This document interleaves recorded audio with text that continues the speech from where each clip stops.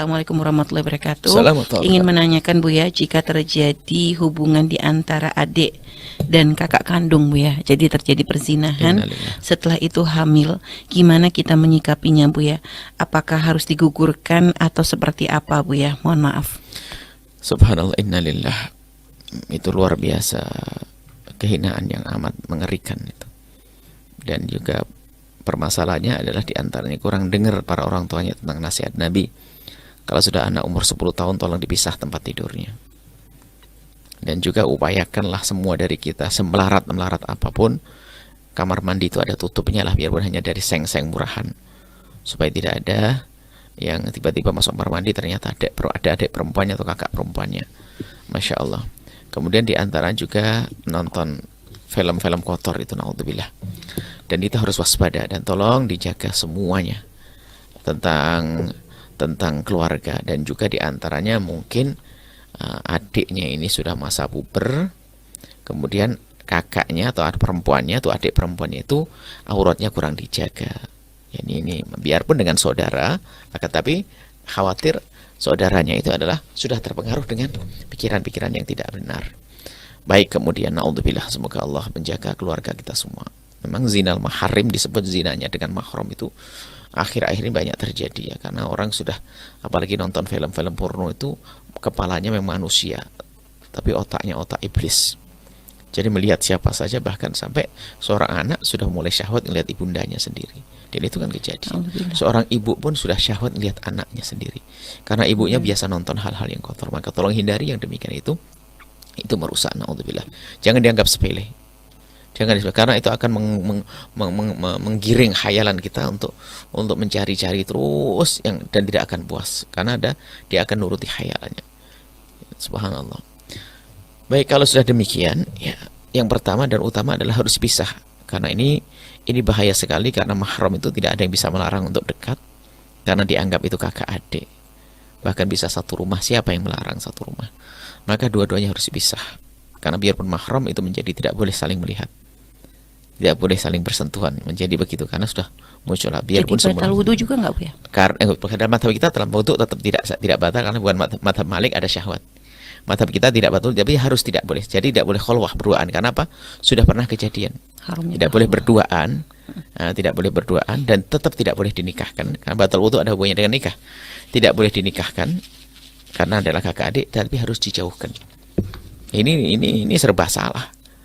Seperti orang lesbi itu serba salah juga, dikumpulkan perempuan nggak boleh, dikumpulkan dengan laki-laki tidak boleh. Orang homo juga begitu, kumpul berduaan dengan laki nggak boleh, kumpul dengan perempuan tidak boleh. Kalau kumpul dengan laki-laki dia akan mengganggu, kumpul dengan perempuan dia diganggu, kan begitu. Ya termasuk kayak begini ini. Naudzubillah.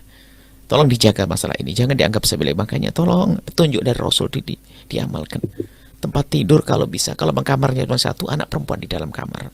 Laki-lakinya taruh aja gelar tikar di sana, di pinggir pintu sana. Jangan sampai sudah gede-gede masih tidur sekamar satu selimut. Kadang naudzubillah, subhanallah, kadang-kadang adiknya sudah mulai gede, mulai masa puber, bangun mau ke kamar mandi ngelihat kakaknya tersingkap auratnya. Akhirnya dia naudzubillah. Dan ini termasuk yang pernah nyampe kepada kami, kejadian mula-mula terjadi kan karena semacam itu. Baik, kalau sudah terjadi begitu, dijauhkan. Setelah dijauhkan, kalau masalah menggugurkan, tidak digugurkan juga nggak ada masalah, karena permasalahannya sang janin tidak punya kesalahan kok. Jangan sampai sudah salah melakukan kesalahan berikutnya lagi. Ya, dan nisbatnya anak ya nggak bisa, biarpun nggak bisa nisbat kepada laki-laki itu, karena itu adalah bukan bapaknya, tidak dengan pernikahan kok. Ya sudah, dijauhkan, sudah selesai. Ya dirawat itu bayi, ya dibesarkan dan dikemas, jangan sampai ada yang tahu kalau itu adalah hasil dikemas atau terserah gimana, mudah caranya, sangat gampang, nggak susah itu. Ya, jadi untuk dibawa mungkin keluar pergi ke tempat yang jauh dan sebagainya, ya mungkin dianggap suaminya di mana dan sebagainya begitu sampai melahirkan selesai. Kalau digugurkan, menggugurkan adalah kita punya nurani, ada janin di dalamnya, apalagi sudah lebih dari 4 bulan. Kalau perbedaan ulama itu adalah perbedaan antara itu tentunya bukan hanya sekedar pembahasan fikih di bawah 4 bulan sebelum ditiupkan roh dan sebagainya. Sementara lebih jauh itu para ulama membahas tentang boleh tidaknya kontrasepsi, bagaimana tentang menggugurkan. Jadi jangan digugurkan. Kalau mohon maaf Bu ya, kalau misalnya dikatakan bahwa banin ini akan cacat parah misalnya Bu ya, kondisinya Itu tidak adalah bagus. harus kesepakatan para dokter. Namanya musyawah, itu istilahnya musyawah, janin yang musyawah yang betul-betul tidak akan bisa berkembang dengan baik dan bahkan mungkin malah sangat-sangat merepotkan bagi bayi itu sendiri. Itu adalah harus dengan petunjuk beberapa medis. Makanya inilah perlunya ahli hebroh. Jadi paling tidak, karena ini adalah dalam bentuk seperti bentuk kesaksi, bentuk riwayat atau bentuk kabar yang perlu disampaikan, ya minimal harus ada 2 dokter yang telah memutuskan seperti itu Gitu ya, baik. untuk bisa digugurkan. Baik, Tapi Bu kalau ya. tidak ada masalah jangan. Kemudian bisa banyak yang menolong. Yang bisa menolong banyak orang-orang soleh, ulama bisa menolong, dibawa ke tempat yang jauh, kemudian dirawat di sana sampai selesai. Ya, seperti itu Bu ya. Jangan digugurkan dan jangan disambungkan. Kedua-duanya kayaknya bertemu itu tidak boleh. Karena sudah ada syahwat, naudzubillah. Paling bahaya.